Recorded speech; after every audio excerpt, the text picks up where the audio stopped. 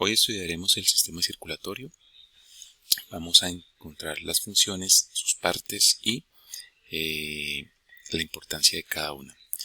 Iniciamos con un breve repaso en el cual encontramos que el sistema circulatorio de los seres humanos, al igual que el de los cocodrilos y las aves, es un sistema circulatorio cerrado, lo que significa que la sangre siempre va a circular por conductos y la sangre no se encuentra regada en ningún lado, sino que siempre está circulando a través de conductos o cavidades. En segundo lugar, vamos a encontrar que es un sistema circulatorio doble en el cual vemos que pasa dos veces por el corazón en su recorrido por el cuerpo. Aquí tendríamos la primera parte, luego la segunda parte. En esta primera parte la sangre llega al corazón, al lado derecho del corazón. Tengan en cuenta que este corazón hay que verlo como si estuviéramos de frente a una persona. Entonces para esa persona ese sería su lado derecho y para nosotros sería nuestro lado izquierdo. Entonces esa sangre que llega al corazón llega sin oxígeno. Una vez que se contrae el corazón, la sangre va a los pulmones. En los pulmones, que son estos capilares que se representan aquí en este gráfico, la sangre se oxigena en los pulmones, regresa en un color rojizo, ¿sí? En un color rojo brillante, gracias a la ganancia de oxígeno, y pasa por segunda vez por el corazón y luego es bombeada al resto del cuerpo, donde el oxígeno va siendo utilizado por los diferentes tejidos y órganos y se carga la sangre de CO2 nuevamente para que llegue al corazón y pase nuevamente dos veces por su recorrido. En tercer lugar, el corazón tiene 4 cámaras, las cuales se encuentran separadas en dos cámaras a la derecha, 2 cámaras a la izquierda, de las cuales reconocemos en la parte superior las aurículas y en la parte inferior los ventrículos. En este caso, vemos que la parte donde circula la sangre sin oxígeno, es decir, la sangre cargada de CO2, está separada de las cámaras que llevan la sangre con oxígeno que vemos representadas en color rojo. El sistema circulatorio a su vez está conformado entonces por 3 componentes básicos que son el corazón, la sangre y los vasos sanguíneos. Estos vasos sanguíneos a su vez presentan unas diferencias en arterias, venas y capilares. Esta gráfica nos muestra a nivel general una representación del sistema circulatorio. Lo que vemos en color rojo son las arterias que transportan la sangre cargada de oxígeno, mientras que lo que vemos representado en azul representa las venas que transportan la sangre sin oxígeno y cargada de dióxido de carbono. En el gráfico de la derecha vemos entonces una representación de ese sistema. Lo que vemos entonces en color azul son venas, ¿sí? Las cuales llegan al corazón, ¿sí? En esta parte veríamos que la sangre que viene de la parte de los brazos, la parte de la cabeza se encuentra representada aquí y llegan aquí al corazón. El corazón bombea esa sangre sin oxígeno a los pulmones, que es lo que vemos acá. En los pulmones esa sangre se oxigena y cambia de color azul a un color rojo. Naturalmente la sangre es de color roja, ¿sí? Solo que el color azul lo utilizamos para representar aquella sangre que se encuentra enriquecida con dióxido de carbono y es un rojo oscuro, mientras que la sangre cargada de oxígeno es una sangre de un rojo más brillante. ¿Por qué se representa de color azul? Porque las venas, gracias a la presencia del dióxido de carbono, cuando lo miramos a través de la piel, se ven de color azulosos o verdoso, ¿sí? Gracias a la presencia del CO2. Por eso representamos la sangre sin oxígeno de este color azul, mientras que la sangre que va por las arterias, que es la que está cargada en oxígeno, la vemos representada en color rojo.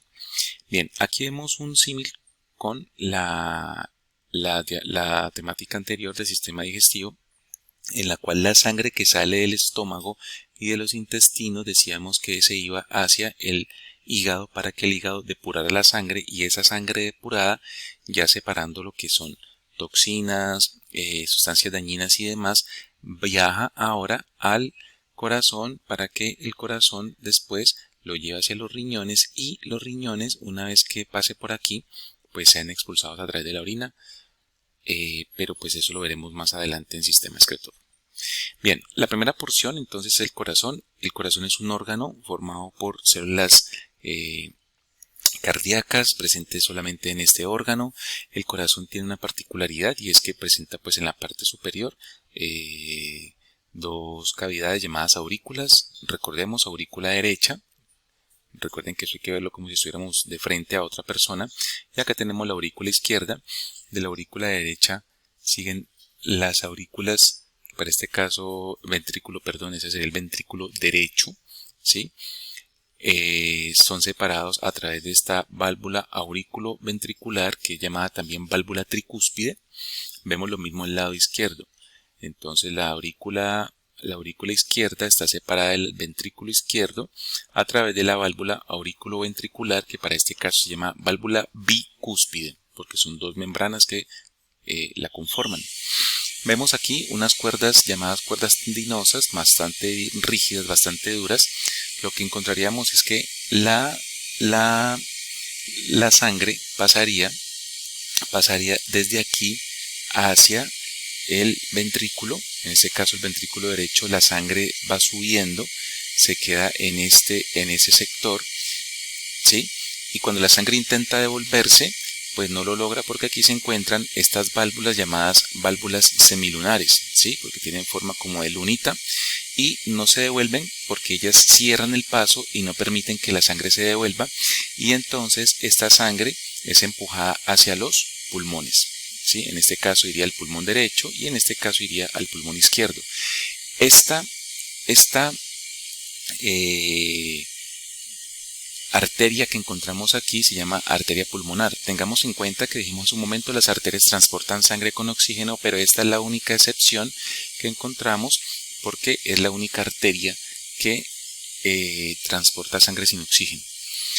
Cuando van a los pulmones y la sangre se oxigena, regresa a través de esas estructuras que llamamos venas pulmonares, que la vemos aquí. Esta viene del pulmón derecho y estas vienen del pulmón izquierdo. Ambas desembocan aquí en la aurícula izquierda, luego desemboca al ventrículo izquierdo. El ventrículo izquierdo tiene una pared muscular más gruesa para permitir que con fuerza se haga el bombeo a través de estas válvulas semilunares y que pasen hacia la válvula aorta, la cual va a llevar sangre con estas tres divisiones hacia lo que son los brazos y la cabeza, y esta división inferior es la que va a ir llevando sangre hacia el resto del cuerpo. En este caso vamos a hablar de la presión sistólica y diastólica. Aquí el gráfico nos muestra, miren, las aurículas en la parte superior contraídas.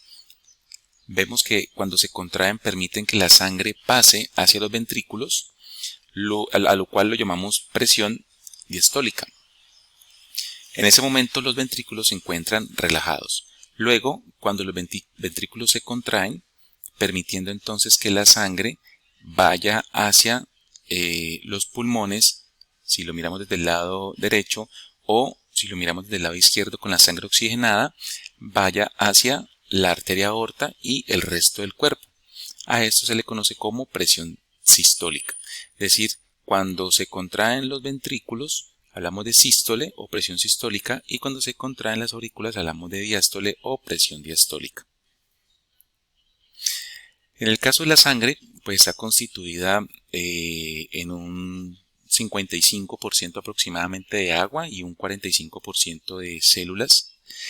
Aquí vemos en esta gráfica entonces el plasma, que lo vemos en un color amarillento, y disuelta en ese plasma se encuentran entonces las células sanguíneas que veremos a continuación. Bueno, el plasma, antes de avanzar, el plasma está compuesto en un 90% de agua y tiene disueltos pues una gran cantidad de sustancias útiles, así como sustancias de desecho. Sustancias de desecho como los gases, toxinas y demás que vienen del hígado, pero sustancias útiles como hormonas, nutrientes, en los cuales encontramos glucosa, vitaminas, aminoácidos, lípidos, gases útiles como el oxígeno y el CO2, sales, entre otras sustancias como la urea, que son sustancias de desecho. En estas fotografías encontramos, recuerden que son fotografías que son coloreadas con sustancias especiales. Vemos glóbulos rojos o eritrocitos que tienen una parte hundida en el centro, ¿sí? Por la pérdida del núcleo. Luego aquí encontramos los leucocitos o glóbulos blancos. Esos glóbulos blancos son de 5 tipos, que son los que vemos aquí representados. Y aquí encontramos las plaquetas que se asocian para formar estructuras llamadas megacariocitos y generar entonces el proceso de coagulación. Entonces aquí vemos en la gráfica A los glóbulos rojos, la gráfica B pues los glóbulos blancos y la gráfica C entonces encontramos las plaquetas.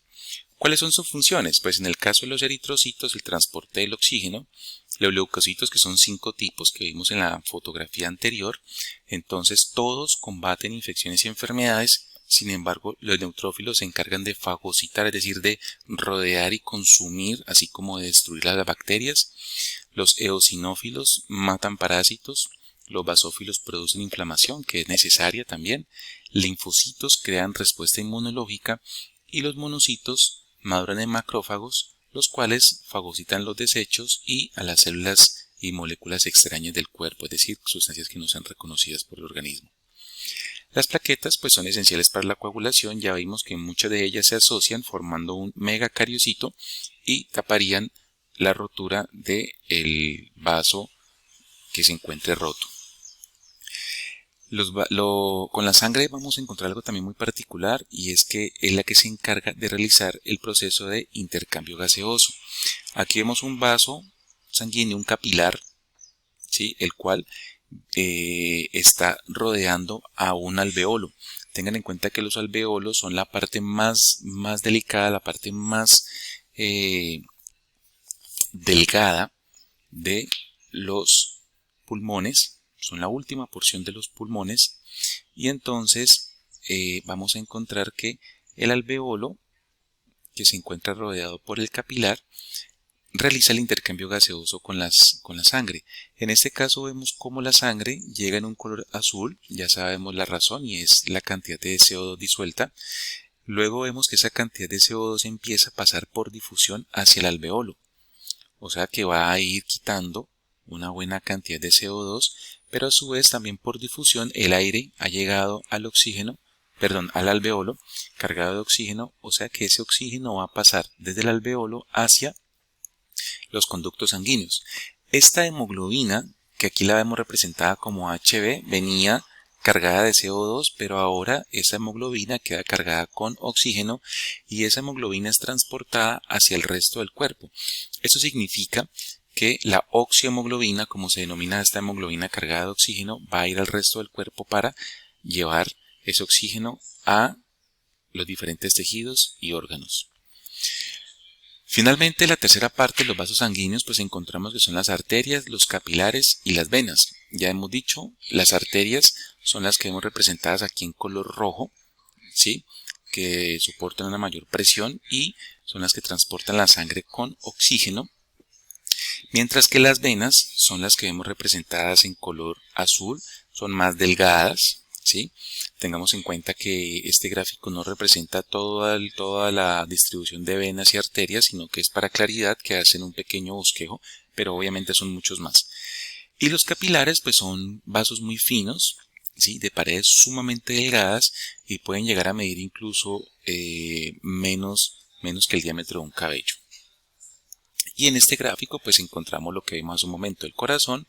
Vemos cómo se va hacia los pulmones la sangre sin oxígeno en color azul y regresa en color rojo a el lado izquierdo, que permite el bombeo hacia el resto de órganos de nuestro cuerpo, regresando nuevamente cargada de CO2 al lado izquierdo del corazón para ser oxigenada y repetir el ciclo nuevamente.